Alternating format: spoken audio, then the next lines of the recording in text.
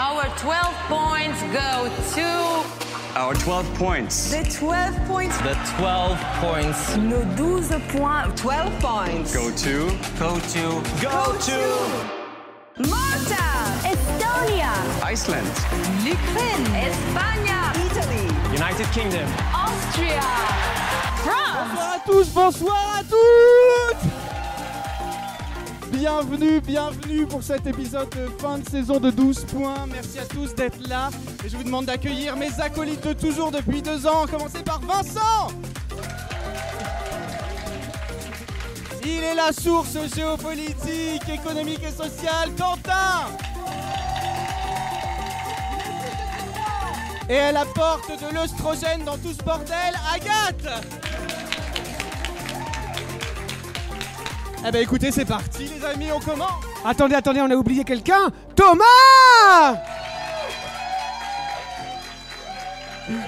Allez, au boulot.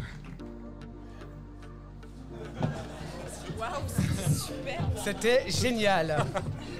Ah. Alors, attends. Avant de commencer, Thomas, j'aimerais faire un truc parce qu'il y a quelque chose qui me tient à cœur que j'aimerais bien faire ce soir, si c'est possible. Oui. D'accord, ok. C'était pas prévu. Bonsoir les tâches de JB, est-ce que vous êtes chaud ce soir? C'est bon, ça marche. C'est pas ouf non plus. Hein. Ça pourrait être mieux. Est-ce que vous êtes bien d'être là? Est-ce que vous êtes bien d'être là ce soir?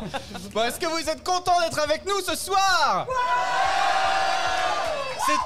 Voilà. C'est mieux. C'est improbable, personne n'y croyait. Mais oui, nous allons parler de l'Eurovision en dehors du temps de l'Eurovision. Pendant c'est 6h30, accrochez-vous. Non, merci à tous. Merci au Gibus de nous accueillir. On compte sur vous pour consommer ce soir des bières, de l'alcool. Mettez-vous bien. Nous, en tout cas, on ne se prive pas de côté ce cocktail signature créé spécialement par Simon qui est au bar et on le remercie énormément. On remercie également le partenaire de cette soirée, le journal 20 minutes, qui nous fait le plaisir de nous suivre depuis quelques semaines et nous accompagne sur cette soirée. Merci à eux. Bravo! Et vous pouvez lire la page 14 du 20 minutes d'hier, notre interview. D'ailleurs, Fabien est dans la salle et il nous rejoindra lors de la partie 2 de cette émission. Alors, on va aussi remercier des artistes exceptionnels qui nous font le plaisir d'être là aujourd'hui avec nous ce soir et qui interviendront dans la partie 1 ce soir avec nous dans quelques minutes. Madame, monsieur seront avec nous ce soir. Merci. Et dans la partie 2, John Tears sera avec nous ce soir. Bon ben voilà les amis, je pense que les présentations sont faites et je vous propose de commencer ensemble ce soir le bilan de la fin de la saison 2 de 12 points depuis en direct depuis l'étage du Zibus. Allez!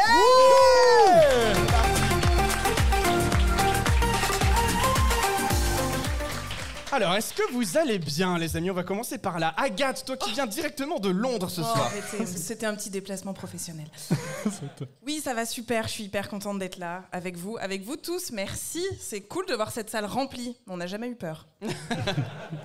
Vincent, comment tu te sens, toi? J'ai chaud. Voilà.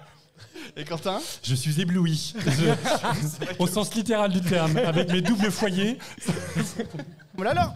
Le podcast saison 2 a quand même vécu quelque chose d'extraordinaire cette année, puisqu'une montée en puissance incroyable. Et je voudrais déjà, encore une fois, vous féliciter tous les trois pour avoir animé cette viewing party, une des premières viewing parties organisées à Paris depuis les Folivores au Club Haussmann. Je voudrais qu'on les salue. Qui était présent à cette cérémonie? Levez la main, qu'on voit à peu près ici parmi nos auditeurs. Qui était présent à la cérémonie? Personne. On ne voit rien de toute façon. Il y a nos amis. Ah oui. On vous Les aime. mêmes. Non, il faut savoir que plus de 750 personnes étaient présentes à cette soirée et que c'était vraiment un vrai succès.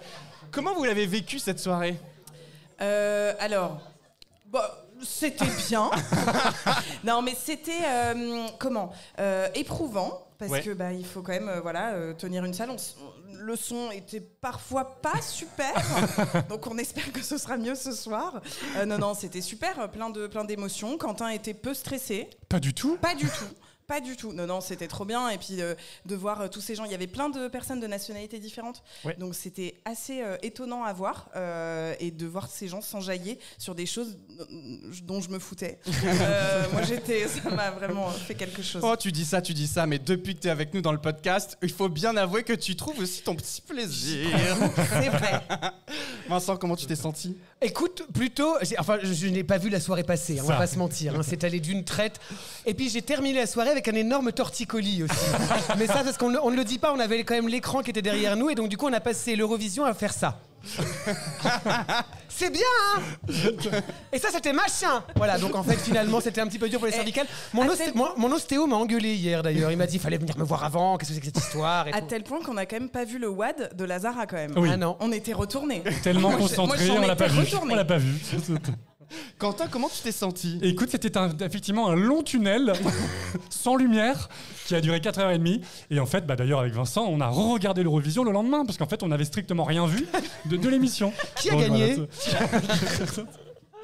Alors, c'était vraiment un grand moment. Et toi, Thomas ? Mais moi, c'est vrai, en direct de Liverpool, où j'ai pu faire un peu des vlogs pour ceux qui me suivaient un peu à distance, voir comment ça se passait.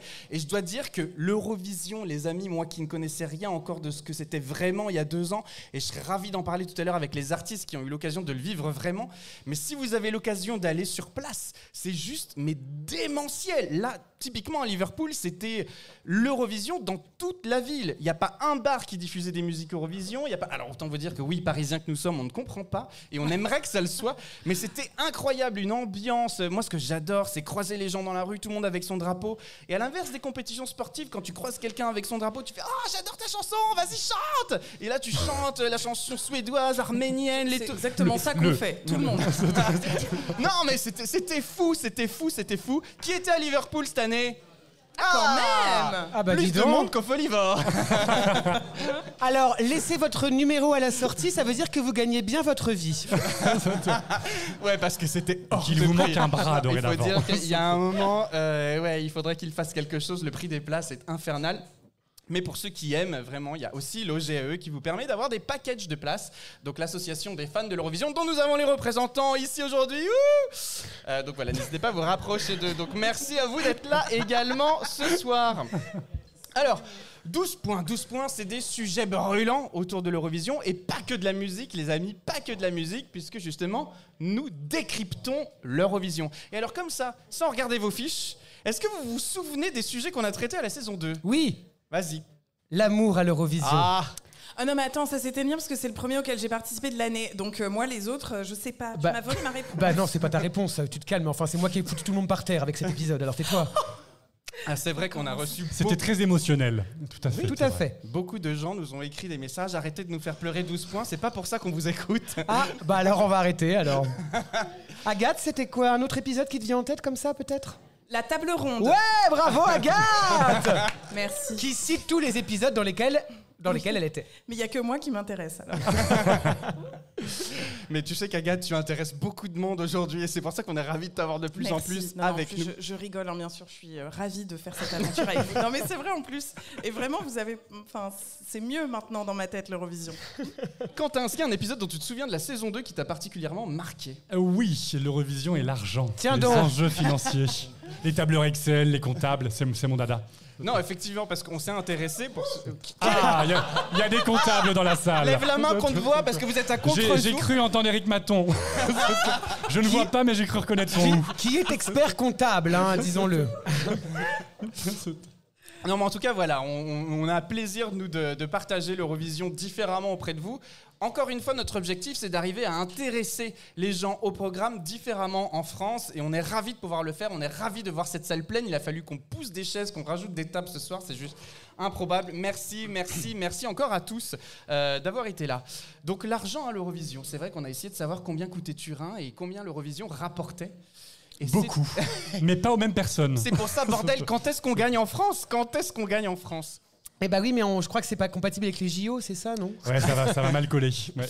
Alors moi, il y a un épisode que j'ai adoré faire cette année et que j'espère qu'on refera l'année prochaine. C'est l'Eurovision vue d'ailleurs, où on a eu la chance d'avoir cool. Katia, Davidé et Clinton, un Norvégien, un Italien et une Russe autour de la table avec nous et qui nous ont exposé leur point de vue sur comment eux vivaient l'Eurovision dans leur pays, qu'est-ce qu'ils appréciaient là-dedans. Et je dois vous dire que c'est assez fou de voir que l'Eurovision est complètement perçue différemment dans d'autres pays et à des échelles complètement drastiquement différentes. Et démesuré dans certains pays, vraiment avec 80% d'audience le soir de la finale. Et nous d'ailleurs on essaye avec ce podcast de faire que l'Eurovision devienne vraiment hype. Je crois que les gens dans cette salle sont à 90% en train déjà conquis, mais on espère qu'en tout cas cet épisode vous a plu. C'est vraiment quelque chose qu'on va essayer d'apporter un peu plus. Il y a eu cette grande interview d'Alexandra Redamiel aussi cette année. Je sais que beaucoup nous avaient découvert grâce à cette interview cette année. Donc merci à tous ceux qui viennent d'arriver dans l'audimat. Oui, Agathe, je vois que tu l'as vu. Oui, non, alors moi, en vrai, c'était une blague que je faisais tout à l'heure, mais je voudrais revenir sur... moi, c'était l'épisode du Big Five. Vous étiez tous les trois, mais les gars, vous étiez déchaînés. Mais déchaînés. Mais la passion, la ferveur... fou, cinglé. Mais j'ai cru qu'à un moment, vous alliez vous mettre à pleurer. Non, mais alors, Thomas, on a coupé, mais on a pleuré. Ah d'accord. Mais, et le champagne y était pour quelque chose ou pas? Il n'y avait pas d'alcool. Jamais. Thomas, je voudrais vous remercier parce que c'est aussi ça à 12 points. C'est très mignon. Elle imite bien Thomas, Oui. il imite bien. Non mais c'est vrai qu'on pousse un peu le podcast, honnêtement. On a lancé ça il y a 2 ans avec Vincent et Quentin après l'Eurovision 2021 en se disant tiens, on en parle bien ensemble, on se marre, et si on se mettait autour de micro pour en parler. J'avais cette ambition de pouvoir partager ça avec un grand nombre.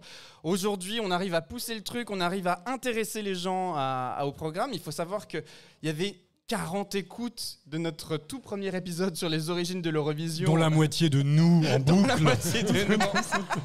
On s'est fait flaguer d'ailleurs. Hein. Et aujourd'hui, il faut savoir que par épisode, on est à 1500 sur les épisodes classiques et plus de 6000 pendant l'Eurovision. Donc merci à vous tous. Franchement. Bientôt Bercy. Oui, c'est ça. On fait les tâches du Gibus, profitez-en. Vous aidez Happy Few, mais l'année prochaine. Vous raquez. Non, en tout cas, c'est une vraie belle progression. Et alors, l'Eurovision en France l'année dernière, c'est quand même aussi la victoire de l'Eurovision Junior. Et ça... Ah. Oui. Des enfants qui chantent. C'est le copain de Vincent. J'adore les enfants qui chantent. Qu'est-ce que t'as contre les enfants qui chantent? Je ne... Ouais, écoutez les anciens épisodes. Voilà. Vous saurez. Ça le met mal à l'aise. Non, mais en tout cas, l'année prochaine sera lieu à Nice et on peut d'ores et déjà vous dire que 12 points couvrira l'Eurovision Junior en direct de... C'est même pas l'année prochaine, c'est dans 3 mois, donc faut qu'on se prépare. Oui, je suis complètement perdu dans les dates. Et bonne rentrée, Thomas. Il est temps qu'on prenne des vacances. Ah, on va couvrir l'Eurovision Junior. Bon, je pense que tu auras une indisponibilité à ce moment-là. C'est possible. Alors ensuite, nous avons eu un très bon épisode, je trouve, cette année aussi. C'était l'Eurovision côté technique. Et cet épisode côté technique, grâce à Benjamin, où on a pu apprendre ce qui se passait sur le vote en direct. Ça, c'est une des phases les plus importantes pour moi de l'Eurovision. C'est le vote en direct, de voir la connexion avec tous les pays. Et aujourd'hui, ça fait partie pour moi intrinsèque du programme. C'est vraiment quelque chose que j'apprécie à voir. Et j'ai très peur de l'année prochaine qu'on nous les coupe parce qu'il y a des rumeurs sur jury, pas jury, jury, pas jury. Moi, ça m'emmerde. Ils vont rester. Qu'est-ce qu'on a en pensé de la technique? J'y étais pas là. L'as-tu écouté? Oui, bien sûr que je l'ai écouté. Mais c'est vrai que moi, tout ça, c'est des trucs un peu abyssal hein, pour moi. Je me dis, oui, ça passe, ça marche. Bon, tant mieux. Voilà. Agathe, toi, est-ce que tu as écouté nos épisodes malgré ceux Non mais évidemment, enfin ceux qui m'intéressent. Non mais c'est vrai, genre la technique, c'est vrai que ça, voilà. Mais oui, j'ai tout écouté quand même. Je participe parfois. Alors vous, est-ce que dans la saison 2, il y a des épisodes que vous avez appréciés là comme ça, hurler? Ou détester, hein. Ça marche aussi parce que là on se congratule beaucoup, mais. Vu d'ailleurs. Vue d'ailleurs était chouette, okay. Ouais, on est d'accord. On a quand même eu la dernière gagnante de l'Eurovision pour la France, qu'on le rappelle, Marie-Myriam a participé à 12 points cette année. C'était pour nous une grande chance de l'avoir autour du micro et surtout de comprendre ce qu'était l'Eurovision avant. L'Eurovision a vraiment changer son paradigme en quelques années. Cette année, c'est vraiment une grande fête qu'on espère un jour avoir en France parce que vraiment, c'est ce qu'on a envie de faire découvrir au plus grand nombre. Et en tout cas, à notre petite échelle, nous, on essaye d'y contribuer. Avant de passer à la suite, les garçons, Oui. j'aimerais aussi... Les garçons. Pardon. Non, mais c'est pas grave. On n'est pas très inclusif. Et désolé, comme ça, on Agathe. est woke. Ok. Excuse-moi, je ne t'oublie pas. Je ne t'oublie pas. Tu es... Non, jamais. Bien placé, hein. Mot contre triple. Et toc. Un des épisodes qu'on a utilisé en roue de secours parce qu'on était à la bourre dans tout, il faut quand même qu'on vous raconte cette anecdote. C'est la critique de Eurovision The Story of Fire Saga sur Netflix. Qui l'a vu ? Qui l'a vu ? Oui, il y a beaucoup de mains là. C'est pas bien. Ce film n'est pas bien. Non, t'exagères. Pas bien. C'est pas bien. C'est-à-dire qu'on était un peu surpris du résultat final. C'est-à-dire que pour nous qui essayons de défendre le programme, on s'est rendu compte que ça enfonçait encore les portes ouvertes de l'Eurovision. Ah, mais tout de même, il y a cette très belle chanson à la fin, Usavik. en fait, qui est très jolie et qui fait le taf, quoi. Qui est une suédoiserie, d'ailleurs. Qui est une suédoiserie. Chanté par une Suédoise, encore plus. D'où la suédoiserie. Voilà, peut-être. mais qui représente l'Islande. Oui, logique. Voilà, bon, tout va bien. Alors cette saison 2 a été assez dense quand même. Hein. Ah, c'était un planning assez tendu. On va pas se le cacher. D'où l'épisode roue de secours, parce que nos agendas parfois nous empêchent de nous réunir aussi facilement. Exactement. Mais en tout cas, je suis ravi d'avoir fait cette saison avec vous, les garçons et Agathe. Oui. Merci. Merci à toi, Thomas. Et j'espère qu'on va continuer ensemble l'année prochaine à vous faire rire et à parler de l'Eurovision tous ensemble. En attendant, maintenant, on va parler de l'Eurovision, mais de l'intérieur, et grâce à la venue exceptionnelle, mesdames et messieurs, ce soir, de Madame, Monsieur qu'on accueille.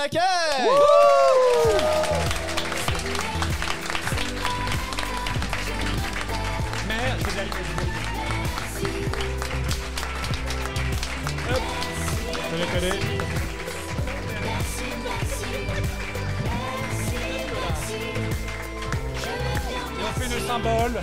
Allez, on y va. Ça rappelle les souvenirs. Ce sera plus dur Ça que ce marche. sera que John Tears à chanter, hein, je vous le dis tout de suite. Hein.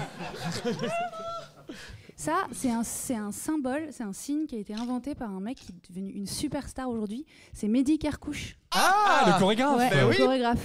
Mais Il ça- a fait du chemin, mais à l'époque, il était assistant mise en scène sur Destination Eurovision. Et c'est lui qui avait trouvé ce geste-là. Et je pense qu'il est quand même en grande partie pour l'impact qu'a eu la chanson au premier coup. Mais en fait. tu crois pas si bien dire parce que nous, avec nos potes, à chaque fois qu'on se dit merci, on fait le geste. Exactement. C'est improbable, Sylvain, si tu me vois. Mais t'as pris des cours avec Mehdi Kerkouche, Oui, toi. j'ai fait 2 ans de street jazz, studio harmonique 2 ans de à lancer Bastille de bras. avec Mehdi Kerkouche. Mais tu sais que c'est vachement technique parce qu'on a passé beaucoup de temps après à faire le bon geste pour pas que ce soit trop agressif. Parce qu'en fait, vite fait, quand t'es lancé dans la chanson, que c'est la fin, ça peut vite devenir un peu genre une espèce de Oui. signe. Un signe qui dérive. C'était Quelque dur chose de qu'on a trouver la souplesse dans le geste, quoi. Il faut pas le faire de la main où t'as le micro. Ouais, voilà. Sinon, on vous entend plus après, ça marche plus. Bon, en tout cas, Émilie et Jean-Carl, merci d'être là, merci d'être présents dans le podcast Eurovision 12 points. Et comme le disait Thomas, on va faire un petit peu un retour en 2018 à Lisbonne et aussi un petit peu en 2019 parce qu'on me dit dans l'oreillette que vous étiez cachés derrière quelque part et même dans les co-compositeurs, on va y revenir. En tout cas, pour 2018, pour l'Eurovision, donc avec la chanson Merci. Racontez-nous un petit peu, vous avez gagné Destination Eurovision avec cette chanson. Comment ça se passe les 3-4 derniers mois qui sont, de ce qu'on croit comprendre, une forme d'autoroute? C'est un tunnel jusqu'au mois de mai. Vous avez fait des pré-parties, vous êtes allé en Ukraine, vous avez fait un tour d'Europe, une campagne politique, médiatique. Racontez-nous un petit peu tous les rendez-vous que vous avez eus pendant 4 mois. Comment on se prépare pour l'Eurovision? Ah ouais, c'est un truc de fou. C'est vrai que les gens pensent souvent que l'Eurovision c'est juste le soir de la finale et on chante sa chanson et on Enfin, rentre pas chez les soi. gens ici. Hein. Non, pas vous. Moi, je dis les gens, c'est les autres, quoi. Voilà. Vous savez tout, déjà. Mais non, en fait, le vrai Eurovision, la vraie aventure Eurovision, c'est tout ce qui se passe avant, en fait. Et en fait, nous, on a découvert ça aussi parce qu'en fait, on savait pas du tout. On n'était pas du tout au courant de ce qui allait se passer. Et donc, on a été vraiment lancé là-dedans comme ça, sans vraiment être préparé, quoi. Et c'est Comme vrai des que bébés nageurs, hop, on vous jette. Ouais, c'est un truc énorme, hein. Franchement, c'est un truc énorme. Et puis il faut qu'on fasse quand même un aveu. Je sais pas si c'est le meilleur endroit pour le faire. Et oui, on est là pour ça. Alors attention. Non, mais c'est qu'en fait, l'Eurovision, c'était pas du tout un truc dans lequel on était nous, du tout. Enfin, on le regardait depuis qu'on était gosse, comme ça, la télé allumée, le soir de l'Eurovision, on regardait les résultats, mais c'était pas quelque chose qui faisait partie de nos vies. Donc nous, on a été embarqués là-dedans un peu par les hasards de la vie, par cette chanson-là précisément, en fait. C'est la chanson qui a fait qu'on s'est retrouvés là. Mais donc, on a tout découvert comme des bébés, comme tu dis. Vraiment, on est arrivés et on s'est laissé porter par la délégation, par le club. On a découvert un monde parallèle, quand même. Ouais, exactement. Non, mais c'est ça. Un monde parallèle complètement, quoi, de d'autres gens, de beaucoup d'amour, beaucoup de bienveillance. Là où nous, on s'attendait à se faire un peu maltraiter, mais en fait, on s'est rendu compte que... C'est pas par les Eurofans qu'on s'est fait le plus maltraiter. Non, c'est clair. Mais il y a une forme de bienveillance qui nous a toujours portés et qui nous a fait vraiment... qui a fait de nous de fervents défenseurs de l'Eurovision, parce que justement, il y a quelque chose qui est assez inédit, dont on n'a pas l'habitude.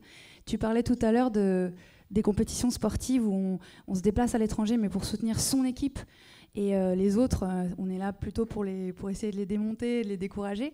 Ben là, c'est un mélange des deux. C'est-à-dire que les Français viennent nous voir à Lisbonne pour nous soutenir, mais ils sont quand même là. Ouais, c'est super ta chanson, en parlant des autres pays. Et ça déclenche forcément, c'est un monde différent de tout ce qu'on nous apprend, en fait. C'est un peu l'auberge espagnole quand on arrive sur place. Comment est l'ambiance au sein des délégations quand on y est, côté coulisses, avec les autres artistes, quand on les découvre? Est-ce qu'on se retient? Est-ce qu'on va vers les autres? Comment ça se passe? Eh ben, écoute, nous, on a fait l'expérience Eurovision 2 fois de suite, en 2018 et en 2019 avec Bilal Hassani. Et les 2 fois, ça a été très, très différent, en fait, justement. À Lisbonne, moi, j'ai un souvenir... vraiment de fêtes, enfin pas nous, on faisait pas la fête, hein, mais de fêtes permanentes autour de nous. C'était des gens avec le sourire tout le temps, c'était hyper cool, c'était vraiment fun, les répètes, ça se passait hyper bien et tout. Et c'est vrai que l'année d'après, c'était une ambiance qui était beaucoup plus tendue. Il y avait énormément de sécurité, tout ça. C'était à Tel Aviv, ouais. Et donc il y avait beaucoup de sécurité et vraiment l'ambiance n'était pas du tout la même. Donc je pense que ça dépend quand même de l'année, ça dépend de où c'est organisé, ça dépend quand même de pas mal de choses. Mais en tout cas, nous, notre année en 2018, c'était vraiment... on est quand même assez protégés, nous, en tant que participants. Mais il y avait vraiment une forme de légèreté quand même. Voilà. Et puis comme tu me dis, Thomas, tu l'as répété un certain nombre de fois dans le podcast, ce que vous décrivez, c'est un petit peu la philosophie de l'Eurovision, d'euphémiser les tensions entre les États. Hein, avec cette philosophie, non mais plus sérieusement, la guerre post-seconde guerre mondiale, c'est ça l'idée aussi, c'est de concourir entre chansons pour remplacer des conflits ouverts. Et je trouve que depuis quelques années, cette philosophie, cette belle histoire de l'Eurovision revient. En tout cas, il y a un discours aussi avec l'Ukraine qui a aidé à remettre ça sous le Mais l'Eurovision n'est pas politique, rassure-moi. Absolument pas, voyons enfin. Joker. Moi, j'ai une question à propos justement de la préparation qu'on a, surtout quand on ne sait pas à quoi s'attendre, comme c'était votre cas. On dit souvent dans le podcast, et on l'entend, que l'Eurovision, c'est un peu les Jeux Olympiques de la chanson. À savoir qu'en tant qu'artiste, il faut aussi physiquement être préparé, parce que c'est des répétitions 2 par jour, 1 à 9h, ça finit à minuit, parce que c'est les émissions refaites de A à Z 5-6 fois sur une semaine. Physiquement, quand on arrive à la finale, on est au bout du bout, j'imagine. On est au bout du bout quand on arrive à la finale, mais tout est... C'est comme si tu avais une espèce de jauge qui monte en toi pour que le jour J, tu sois prêt et bam, c'est parti. Tu as le coup de feu du départ et c'est lancé. En plus, c'est en direct, tu as ce petit point sur la caméra qui s'allume et bam, ça y est, tu représentes ton pays, tu chantes ta chanson devant, c'est combien, 180 millions, je sais plus. Mais c'est complètement insensé. Donc heureusement qu'on a cet entraînement-là en amont. Parce que sinon, nous, on est très contents d'avoir fait tout ce parcours avant. Je sais que tous les artistes le font pas. Nous, on a suivi, c'était intense, fatigant. On s'est, au bout d'un moment, complètement laissé porter. On n'était plus maître de notre agenda. On regardait notre téléphone. On fait quoi demain ? On fait Michel Drucker et après on part à Tel Aviv, après on va en Ukraine. Enfin, parce que Michel Drucker est encore vivant. Oui. C'est un peu camoulox quand même. Comme ouais, dit, hein. c'est un peu bizarre, mais c'est Fais vrai. Michel Drucker et je vais à Tel Aviv. C'est vrai qu'on prenait beaucoup l'avion. On était tout le temps en déplacement avec nos valises à roulettes là. Enfin, c'était devenu un gimmick, mais c'était très fatigant. Notre grande chance, et franchement, chapeau aux artistes qui font tout seuls, parce que d'être à deux, c'était quand même à deux en couple. Donc aussi de pouvoir partager les émotions qu'on vit, c'était salutaire, enfin pour nous. Mais c'est vrai que c'est éreintant, c'est crevant quoi. D'ailleurs, l'Eurovision finie, les résultats donnés, on a ressenti déjà, on était extrêmement triste. Donc c'était une tristesse, mais d'une profondeur, ça me fout encore des frissons rien d'en parler, de revenir à ce moment-là. Mais aussi d'un seul coup, toute la pression qui retombe en fait, qui est tellement lourde, parce que oui, on représente son pays, oui, il y a plein de gens qui viennent de l'étranger pour nous voir. Il y avait tout France Télé, enfin il y a quelque chose qui est quand même dont on prend la mesure à force des choses, mais qui est quand même extraordinaire, quoi. Donc cette fatigue-là, elle est accablante quand c'est fini. C'est vraiment, c'est lourd. C'est ça ce qu'on pèse sur les appelle épaules. chez nous la PED. C'est quoi ça? tu peux nous épauler On peut-être est fan des parce que acronymes. Post-Eurovision dépression. Exactement. Voilà. Bingo. Moi j'ai eu une grosse pède. Jean-Carl, une grosse pède aussi ou... Ouais, grosse pède. Alors, ce qui est très vrai avec l'Eurovision, quand on met les pieds dedans, et j'en suis l'exemple, c'est que c'est difficile après de décrocher. On se prend au jeu, on écoute les chansons de l'Eurovision. Est-ce qu'il y a des chansons, vous, qui vous plaisent aujourd'hui, que vous écoutez dans l'Eurovision récente, que vous avez pu entendre ou pas? Franchement, je vais être honnête, on suit pas trop l'Eurovision depuis. Je suis désolé. Il faut écouter 12 points. Mais c'est pas grave. Je ne mais en connais fait, pas le cette truc. personne. Non, mais c'est vrai. C'est-à-dire que, évidemment, on regarde quand même ce qui se passe parce qu'on est lié à vie avec l'Eurovision. Mais en fait, c'est ça le truc, c'est qu'on l'a fait. Ça donne un lien, je pense, avec tous ceux qui ont vécu l'Eurovision, que ce soit sur scène ou devant la scène, dans le public, etc. On sait tous ce que c'est, quoi. Tu vois, il y a un côté, ouais, t'as fait le Vietnam, moi j'ai fait le Vietnam, moi on a fait l'Eurovision, quoi, voilà. Et donc ça crée un lien, mais c'est vrai que il y a quand même un truc, c'est vraiment un truc hors norme de faire l'Eurovision, quoi. Et donc il y a un truc, je pense que c'est pour se protéger, c'est bien aussi de prendre un peu de distance à un moment donné, parce que c'est vraiment, c'est des émotions qui sont tellement énormes. Surtout que nous, on l'a fait vraiment. On l'a pas fait avec, comme certains participants ont pu le faire, avec vachement de détachement, un petit peu de voilà, j'y vais pour rigoler. Nous, franchement, on l'a fait premier degré vraiment, quoi. Peut-être trop premier degré d'ailleurs, mais on l'a fait vraiment. On voulait vraiment gagner et tout. On a fait tout ce qu'on nous a dit de faire parce qu'il c'était bien de faire comme ça, machin. On y allait à fond, tu vois.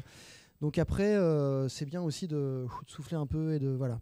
Mais ça reste un lien que je à vie, de toute façon. À vie, Ouais, je serai toujours fier de dire qu'on a. Dans 20 ans, si tu veux, on revient dans 12 points. À la 78e saison, avec Michel Drucker qui sera là. Non, encore sera là, Thomas Drucker à ce moment-là. Non, mais il y avait un truc aussi par rapport à ce que tu disais, c'est que c'est vrai que on l'a fait très sérieusement, mais on l'a pas fait légèrement cette Eurovision parce que. En plus de ça, il y avait notre chanson qui avait un sujet très particulier dont on nous parlait beaucoup. Et on a constamment marché sur des œufs pour ne pas transformer cette chanson en une chanson politique qui cristallise la haine, qui cristallise les débats. On a essayé de garder notre ligne sur le fait que c'était une histoire extraordinaire qu'on a voulu raconter en chanson parce qu'elle nous avait bouleversés. Et c'était dur parce qu'on était tout le temps de toutes parts poussés comme ça, vas-y dis-nous un truc un peu qui va faire les choux gras, le buzz, et c'était dur de garder cette ligne et c'était impossible pour nous de nous laisser aller à une grande détente parce que le sujet était sérieux aussi, donc c'était pas léger pour nous. Et d'ailleurs c'était pas léger non plus l'année de Bilal parce qu'on a aussi abordé la question du fait d'assumer d'être soi 100%, et c'était presque plus intense encore en termes de violence perçue autour de cette chanson-là. Enfin, vraiment, c'était... aucune de ces 2 années n'était légère. Je pense que la prochaine fois... J'ai dit l'année prochaine, c'est pas du tout un scoop. Voilà, c'était 12 On va points, faire une saison chose... On fera une chanson d'amour toute simple et ce sera très bien, voilà. Et justement, donc, vous avez terminé la 13e place. Franchement, c'est super. C'est pas dégueu quand même, ça va. Non, mais c'est pas mal du tout. C'est pile poil au milieu. C'est bien. A posteriori, qu'est-ce que vous changeriez? Est-ce que vous changeriez des choses sur la mise en scène, en gardant bien sûr la même chanson? Est-ce que maintenant, vous avez un retour un peu d'expérience puis les autres années, est-ce que vous changeriez des choses sur votre mise en scène? C'est-à-dire que maintenant, avec l'expérience... Il y aurait tellement de choses à dire si tu savais.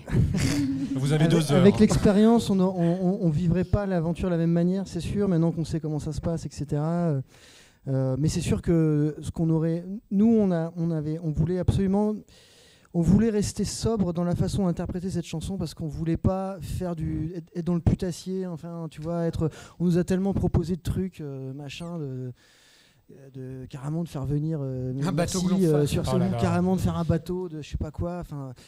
Mais c'est vrai que du coup on allait dans un truc extrêmement sobre et avec le recul je pense que ça nous a coûté un peu de points parce que c'est une chose de faire comprendre sa chanson aux Français et c'est autre chose de faire comprendre à l'Europe entière en fait avec une chanson tout en français sur un sujet comme ça, et même si on a passé beaucoup de temps à expliquer de quoi parlait la chanson, et c'est aussi pour ça qu'on a fait toute cette campagne, etc.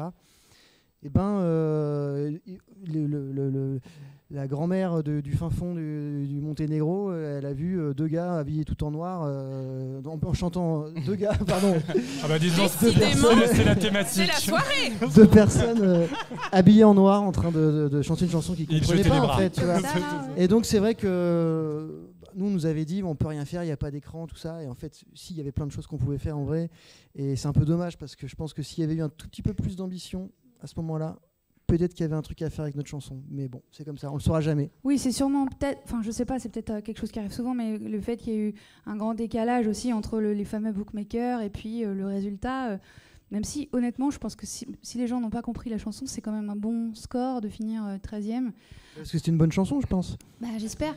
Mais c'est vrai que si par exemple on avait pu illustrer avec des écrans, mettre des paroles, alors c'est pour ça que j'ai du mal à comprendre un peu ces histoires de budget, surtout de la France, parce qu'en l'occurrence on nous avait effectivement dit qu'on pouvait pas mettre d'écran. Donc écoute, le mystère est encore... Il y avait très peu de choses qu'on pouvait faire. On a voulu un petit podium, on nous a dit que c'était pas possible. Donc on a été très limité en fait dans les moyens à disposition. Ouais, donc voilà, donc c'est vrai. Donc oui, on aurait pu faire venir des enfants avec des couvertures de survie, mais ça aurait été un peu douteux, tu vois. Ça aurait été moins cher, mais ça aurait été un peu douteux. Voilà. Je me souviens les Italiens qui avaient fini sur le podium notre année, ils avaient mis les paroles partout. C'était beau d'ailleurs ce qu'ils avaient fait. On aurait pu faire un truc élégant, joli. Et pour mieux faire comprendre d'ailleurs ce que Bilal avait fait aussi l'année d'après, voilà. Et ça c'est le petit regret quoi. Alors moi j'ai une question, si vous deviez conseiller les prochains participants, représentants de la France à l'Eurovision, vous leur donneriez quel conseil? Moi je donnerais le conseil quand même d'être raccord à 2000% avec soi-même en tant qu'artiste par rapport à ce qu'on veut faire, parce que ce qu'il faut bien voir aussi c'est que il y a la réalité de l'Eurovision. Voilà. Le but, c'est de faire la meilleure place possible. Mais après, il se passe des choses. Après, une carrière d'artiste, elle ne se résume pas à l'Eurovision. Puis après, c'est fini. Donc, il faut déjà être vraiment, je pense, à 200% raccord et pas trop... faut faire attention, il faut trouver un arbitrage entre ce qu'on nous demande de faire et puis ce que nous, on est prêt à faire, etc. Et il faut réussir aussi à faire le... Tu me regardes avec des yeux comme ça, t'es pas d'accord avec ça? Et il faut aussi savoir faire aussi l'inverse, quoi. Il faut trouver un chemin de rencontre entre le fait de vouloir faire la meilleure place et le fait qu'on est des artistes. Oui, si on est un artiste, si on fait une chanson hyper mainstream et en fait c'est pas du tout l'univers musical par derrière, exemple, voilà. Il faut trouver un entre-deux, évidemment, ouais. Parce que l'Eurovision reste un tremplin, on le dit souvent dans le podcast. Ça reste quand même quelque chose qui fait connaître les artistes, et donc du coup derrière, en effet, il faut pouvoir aussi vendre notre musique et ce qu'on aime faire. Et après, pour gagner l'Eurovision, alors là, franchement, ça, il y a vraiment pas de réponse. Il faut aussi avoir une dose de plaisir, il faut s'y amuser. Il faut absolument qu'on ressente qu'on a du plaisir, en fait qu'on est à sa place sur scène. Si on est là et qu'on donne un peu l'impression genre voilà, je sais pas trop ce que je fous ici, ça de toute façon les gens sont pas bêtes, ils le ressentent. Et puis sinon je pense qu'il faut aussi éviter de faire un doigt d'honneur quand on perd, par exemple. Ça peut être pas mal pour poursuivre sa carrière aussi. Oui. Bon, elle l'a pas fait avant. Elle l'a pas fait avant, ça elle n'a pas changé son résultat, oui. mais bon. Ben oui. Allez hop, ça c'est dit. Et Alors- est-ce que justement, vous avez parlé de Bilal, est-ce que vous pouvez un peu nous raconter la rencontre avec Bilal et le côté, vous avez été du coup les co-compositeurs de sa chanson, et Émilie, il me semble que vous étiez du coup dans les chœurs sur scène, enfin sur scène cachée, parce qu'on ne vous voyait pas, vous étiez quand même derrière l'écran, enfin vous étiez là. Oui, j'étais là, ouais. Parce que Derrière. dorénavant, avec la nouvelle règle où on peut enregistrer les chœurs, Ah bon? Moi, je sais ouais, pas. on Oui. pouvait, voilà, pour faire des C'est économies. nouveau. Vous pouvez enregistrer les chœurs, donc vous seriez resté à Paris. Donc c'était dommage. Comment, du coup, Tel Aviv, vous avez un petit peu abordé le sujet, mais vraiment en termes cette fois de choristes et de co-compositeurs, comment on vit peut-être un peu plus doucement le concours, parce qu'on est moins... C'était Bilal clairement qui prenait la lumière en tant que candidat. Comment j'imagine vous lui avez donné des conseils, vous l'avez aidé, vous l'avez guidé tout au long de cette aventure? Comment on l'a guidé? Déjà, on a essayé d'être extrêmement présent, aussi parce qu'il a été pris dans un tourbillon de rage très très intense, et pour qu'il tienne bon, pour qu'il tienne en fait, simplement, parce que c'était vraiment vraiment dur. De l'intérieur, nous on a pris vraiment la mesure de ce que c'était de s'affirmer en tant qu'homosexuel, et enfin c'était d'une violence inouïe. Et c'est vraiment quelqu'un de courageux d'avoir poursuivi, de continuer à faire ce qu'il fait comme il le fait.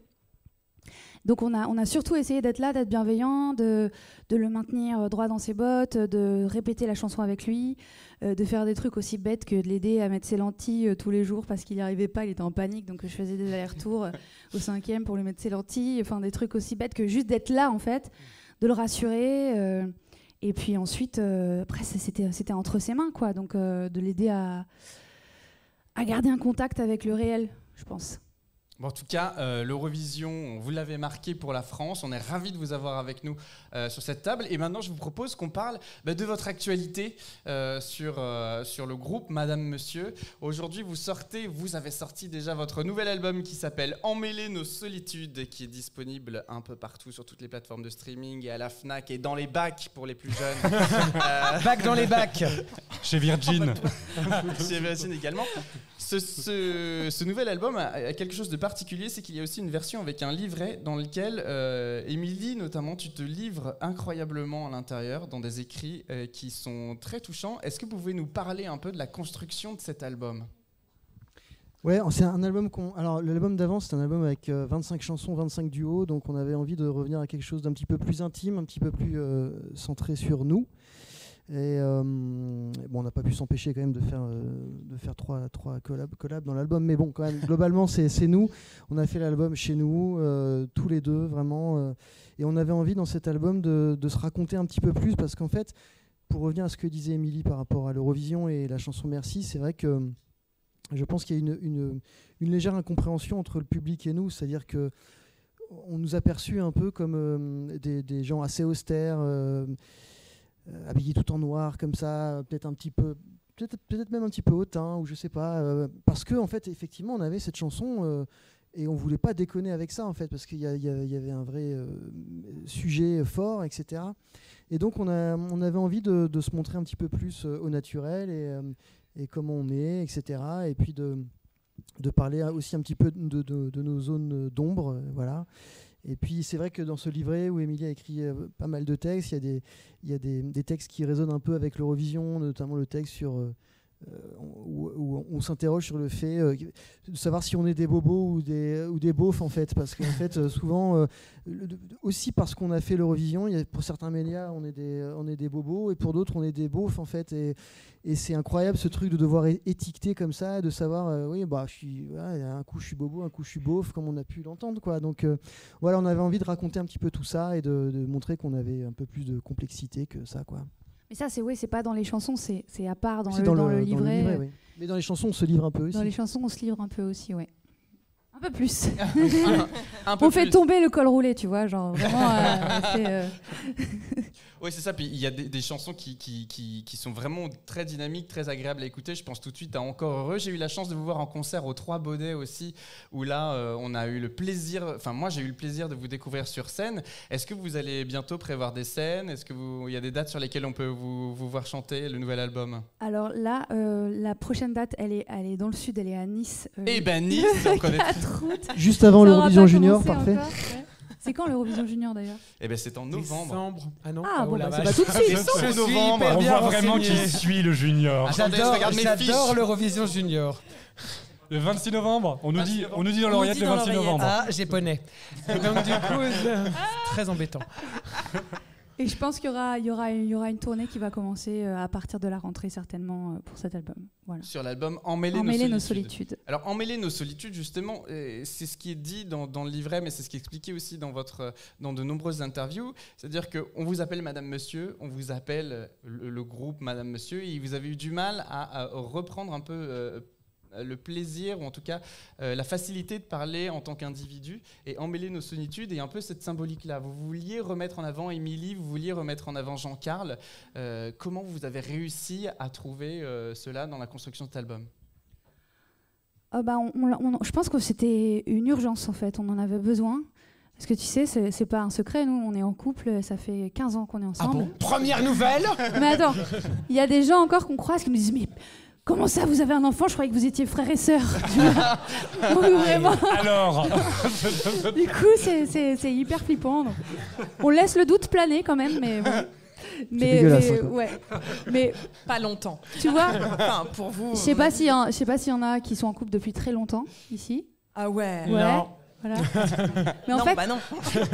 Il y a un phénomène bizarre, je sais pas si tu es d'accord avec moi, quand tu es en couple, tu finis par devenir un seul et par répondre genre comment ça va toi? Nous ça va.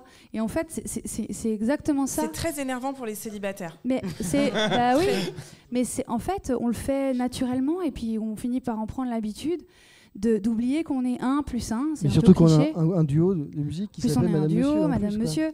Donc on avait fini presque par disparaître derrière cette espèce de bête à deux têtes.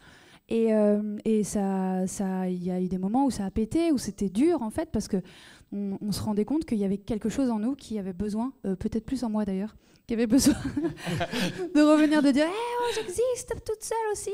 Donc c'était un peu. Je pense qu'il y a plein de gens qui passent par ces moments-là.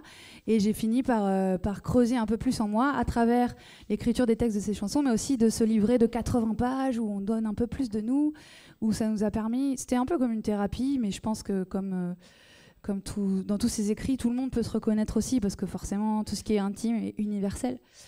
Donc voilà, c'était un album thérapeutique. C'est comme, tu vois, toute cette campagne dont tu parlais de l'Eurovision, où effectivement tu passes ton temps à parler, à prendre la parole médiatiquement, et en fait c'est vraiment très dur quand on est deux de devoir parler d'une seule voix en fait, parce que parfois même on n'était pas d'accord en fait, mais on est quand même obligé de trouver quelque chose qui correspond aux deux, et du coup ça fait que parfois même on répondait de façon un peu mièvre, parce qu'en fait et ça, on en avait un peu marre, quoi, tu vois. Donc, on avait envie de... Je te dis pas, après, la chambre d'hôtel, oui, t'as dit ça. Moi, pourquoi t'as dit ça? Je vous parle pas les débriefs post-enregistrement de 12 points. Ce soir, tu vas dormir à l'hôtel du cul tourné. Allez. Eh ben, y en a une qu'on a envie d'entendre parler ce soir, les amis, et c'est Agathe. Et mesdames et messieurs, je vais meubler le temps que l'ordinateur s'allume. Non, c'est bon, tout est prêt. Et voilà, et je lance le jingle pour la chronique que vous adorez tous maintenant, la chronique d'Agathe, Zéro Vision. Sale. Y se baila así. Nul. C'est mauvais. Zéro vision.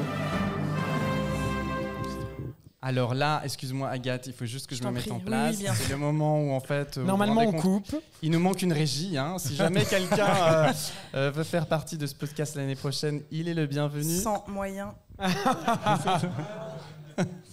Mais en toute amitié. Bah oui.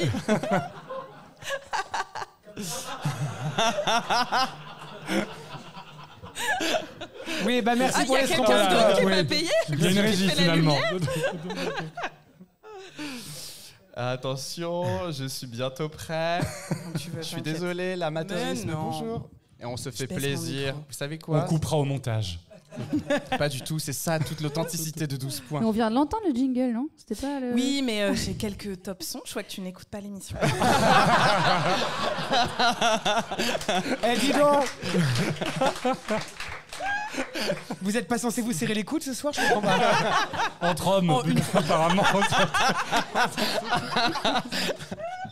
Bon, je peux commencer? C'est parti, vas-y. Bonsoir tout le monde, les garçons, mesdames, messieurs, madame, monsieur. Bravo. Ça commence fort, hein. Merci. Et c'est la fin. Allez, merci. C'est tout pour moi. Non, en vrai, quel bonheur d'être là en live devant vous, d'avoir vos réactions à chaud. Bien à chaud d'ailleurs, hein. Ça sent l'été, le sable. Non, ça sent la transpi, c'est l'enfer. N'hésitez pas d'ailleurs à prendre en partant les goodies déodorants à l'effigie de 12 points. Parce que je ne sais pas si vous avez remarqué, mais Thomas a décidé de faire de 12 points un vrai business rentable. Le gars, après 2 saisons, c'est devenu le Jeff Bezos de l'Eurovision. Revenons-en à ma chronique quand même du Zérovision, donc la chronique pour celles et ceux qui n'y connaissent rien à l'Eurovision comme moi. Puisque c'est la dernière de l'année, j'ai décidé de faire, comme il est de coutume lors des émissions de grande écoute, un best-of. Un peu comme un bêtisier de Noël gênant sur C8. J'adore. Mais comme je déteste faire comme tout le monde, je vais pas vous faire un best-of, mais un worst-of, un pire 2, comme on dirait chez nous. Et j'aimerais mettre à l'honneur ce soir les perdants, les losers, les déchus, les oubliés, les battus, les déconfits, qui représentent pourtant la large majorité de ce concours, hein, parce que, calcul rapide, depuis 1956, on compte environ 1500 participants. À la louche, hein, je bosse pas à l'IFOP.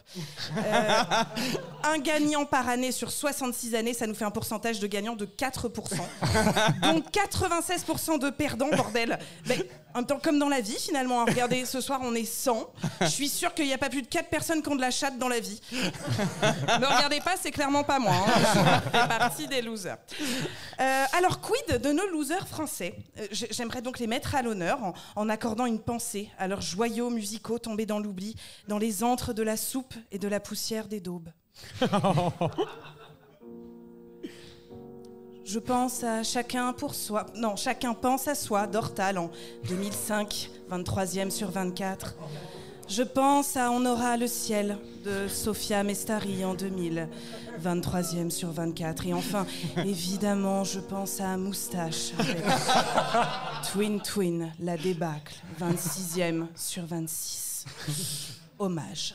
On laisse au bord de la route, chacun tous ses petits doutes. On aura le ciel, un peu des anges. Moi je voulais une moustache. Ah, ça danse hein, sur moustache. Ça sert à rien de se moquer, hein. On vit tous des périodes sombres. Hein. Sombre, très sombre. Excusez-moi, pardon. Non, parce qu'à y réfléchir après tout, finir dernier, c'est finir en beauté. Hein. C'est une sorte de panache. On peut pas descendre plus bas, il n'y a plus qu'à assumer. C'est comme s'enfoncer dans les antres de la dépression, où on se dit, bon, un Xanax de plus, un Xanax de moins. De toute façon, je me lèverai pas demain matin, quoi qu'il arrive. Et puis, il y a des places un peu plus ingrates, hein, les moyennes, comme par exemple, paf, au hasard, Lazara, hein, 16e. Ça s'est joué à un doigt près. Merci. Et pourtant, elle avait déjà lâché un petit indice de son futur geste à Thomas lors d'une interview juste avant. Écoutez bien, je l'ai triplé, ça rendait mieux. À chaque fois, je lève ma main. À chaque fois, je lève ma main. À chaque fois, je lève ma main. Je fais si, waouh, mais nous aussi, on s'est dit, waouh, elle a bien levé sa main, encore mieux son doigt. Hein. Et grâce à ce petit geste, Lazara, comment va se terminer ta carrière ? plus vite que ce que j'avais prévu. Eh oui. Vous voyez, elle est lucide. Et d'autres sont arrivés à se hisser pile poil au milieu du classement. Madame, monsieur, 13e sur 26, c'est pas mal. Je suis sûre qu'au conseil de classe, on vous disait « ensemble convenable, pourrait être meilleur si l'attention était au rendez-vous. Attention surtout au bavardage incessant. » Hein, c'était ça, j'en suis sûre. Bon, on va se parler de l'Eurovision parce qu'on s'en branle tous ici, non ? J'aimerais vous emmener vers mon vrai worst of, le vôtre, les garçons. Oh merde. J'ai compilé quelques-uns de vos pires moments. Attendez, alors commençons par un petit mot pour les invités d'abord parce que, madame, monsieur, c'est chiant cette blague, elle est redondante. On a parlé de vous, figurez-vous, à la dernière table ronde. C'est furtif, mais tu te souviens, Thomas, parce que je crois que sur le coup, tu te souvenais pas très bien. Oui, c'était quoi, madame, monsieur, déjà de mémoire ? Merci, il y avait rien. Merci.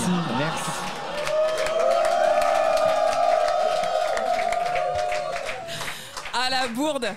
Ah, sacrée bourde. Mais bon, visiblement, vous n'êtes pas vexé par cet oubli puisque vous êtes là. De toute façon, vous n'avez visiblement pas eu le choix. Vous n'aviez pas. Je comprends pourquoi il nous a offert des cocktails en arrière. Hein. Voilà, prochain Quentin.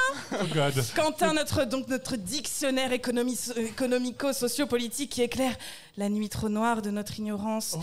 Mais cette année, Quentin était inquiet. Ou alors juste y candidate pour remplacer le ministre du Logement, je sais pas. Airbnb coûte trop cher à Paris 2024, mais là, ce qui pose problème à Liverpool, c'est qu'il n'y a pas suffisamment d'hôtels. Et l'organisation, du coup, a demandé à Airbnb d'augmenter le nombre d'offres disponibles pour la ville. Il n'y a pas suffisamment de place. Il y a un enjeu quand même massif, donc c'est bien qu'il y a un problème de logement. Il y a un problème. Ah, il est inquiet. Ah, il est pas bien. Ah, c'est la crise du logement. Mais aussi, Thomas est inquiet pour l'écologie et également pour son porte-monnaie. N'oublions pas aussi, c'est quand même un point non négligeable, le coût de l'énergie. Je pense que la facture énergétique du mois là, du concours va coûter très très cher. On en revient au coût des places. Je pense que c'est aussi parce que le budget coûte cher. Tout coûte cher. Et... Tout coûte cher. Révolution, votez Quentin. Merci pour lui. Alors que toi, Thomas, tu as assumé les politiques et coup de cœur. T'as rencontré quelqu'un, paf, ça t'a fait chavirer. Ah, il avait quelle à la bouche? La chef de la délégation française. Bonjour Alexandra Redamiel. Mais... Alexandra. Alexandra. Alexandra. Alexandra. Ah, que voulez-vous, l'amour, ça s'explique. Et en parlant d'amour, Vincent... Et merde. Je crois, hein, je suis pas sûre, il me semble que tu as eu un petit coup de cœur pour un loser également. Attendez, oh là là, son nom m'échappe. Aïe aïe, attends Vincent, aide-moi. Marco Mengoni. Marco Mengoni. Marco Mengoni. Marco Mengoni. Marco Mengoni. Marco Mengoni. Marco Mengoni. Marco Mengoni. Marco Mengoni. Marco Mengoni. Marco Mengoni, c'est ça. Non, parce que j'avais un doute, j'étais pas sûre. Mais Vincent, tu as su nous transmettre avec émotion, ta passion, hein, tellement qu'on en aurait chialé. Hein. Bien, moi, c'est Marco Mengoni avec D'où éviter. Moi, c'est ma chanson de l'année. Moi, c'est très con, mais juste musicalement parlant, il y a quelque chose en fait qui me fout les poils, qui m'a beaucoup touché. Et il y a quelque chose qui, moi, m'émeut et qui direct me fout les poils, parce qu'il est intense. C'est quelque chose qui me touche énormément. Il est très intense. Moi, ça me bouleverse. Donc, Marco Mengoni, D'où éviter. Voilà. Et d'ailleurs, je ne sais pas si vous saviez, mais Vincent, grâce à Marco, s'est également pris de passion pour la langue italienne. Est-ce que vous saviez que Vincent, cette année, avait fait une pub? Alors, il s'en est pas vanté, mais heureusement, je l'ai retrouvé. Attends, mais c'est quoi cette merde? Attends. Voici Vincent.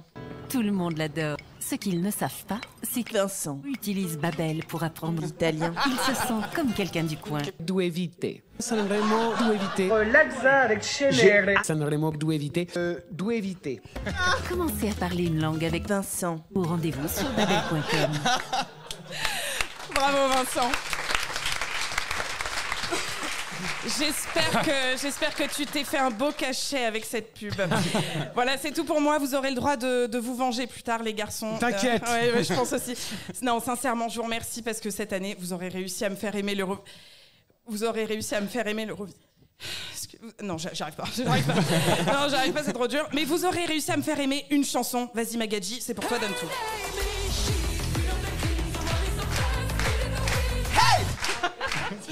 Queen of the Kings, Alessandra, la norvégienne. Merci. Comme si c'était moi, merci. Pas du tout. Donc elle a terminé 5e. Ah, pourquoi je chiale? En fait, c'est bien la preuve en fait qu'on s'en fout de qui perd, de qui gagne. Alessandra, elle a peut-être perdu la partie, mais elle en reste pas moins la première de mon cœur. Comme vous, les garçons. Oh. Vous êtes les premiers dans mon petit cœur, et comme dirait l'autre. Les derniers seront les premiers dans notre réalité. Merci Agathe. Merci.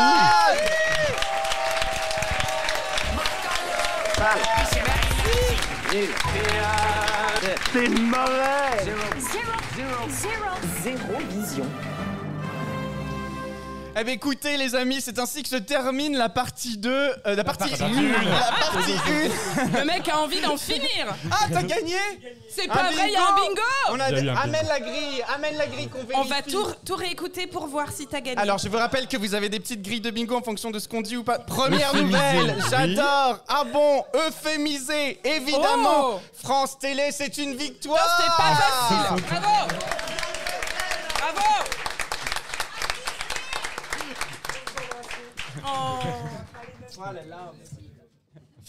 Émilie, Jean-Carl, merci infiniment d'avoir été avec nous sur cet épisode de 12 points. Merci beaucoup. On rappelle votre album Emmêlez vos solitudes que vous allez dédicacer juste après et qu'on fera gagner à la fin de la soirée lors du quiz. Donc attention à toutes et à tous, soyez bien attentifs aux questions. Merci infiniment, on vous souhaite tout le meilleur. Et puis on va se quitter du coup en chanson. Je vous propose qu'on écoute une chanson de l'album. À vous de nous dire laquelle. On est tous le con de quelqu'un. Eh bah c'est parti, Allez. on écoute, C'est on vrai est ou tous pas le con de quelqu'un. On C'est vrai. s'arrête nous Ben pour voilà. 30 minutes de break. Bon appétit à tous, on trinque ensemble et puis je vous souhaite une très très belle soirée. Merci infiniment tout le monde. À tout de À suite. tout à l'heure. À tout de suite, encore merci.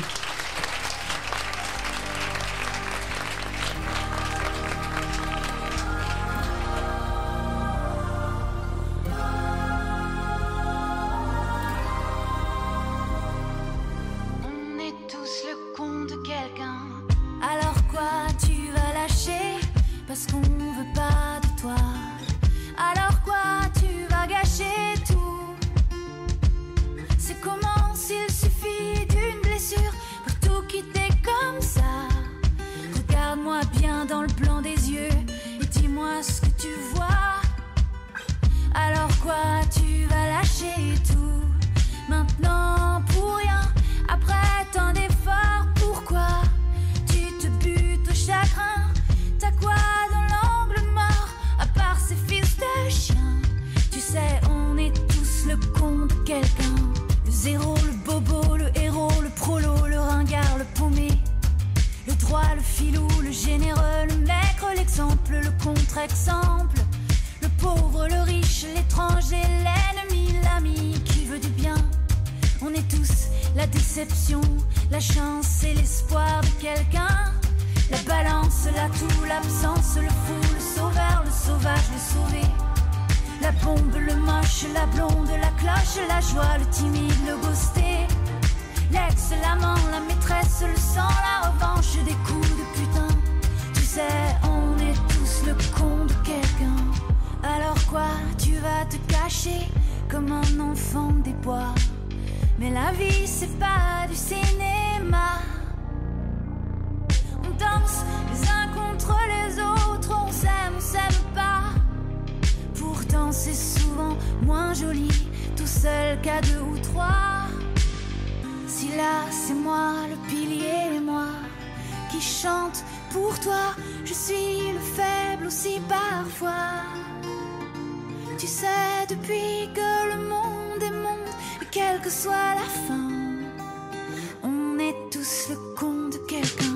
Le gratteur, le crado, le méchant, le mytho, le scandale, le pédé, le gros, le trop laid, le trop main, le rêve inavoué, le bizarre obsédé, l'autre, l'idole, le bâtard, le boulet de l'école, le profond chagrin. On est tous le passé, le présent, le futur de quelqu'un. Le guide, le garant, le français, le migrant, le géant taillé pour l'aventure. Le rien, le paumé, celui dont on oubliera le nom, le moins beau qui rassure. Le pro, l'intello, la honte, l'échec, le gars qui se perd en chemin.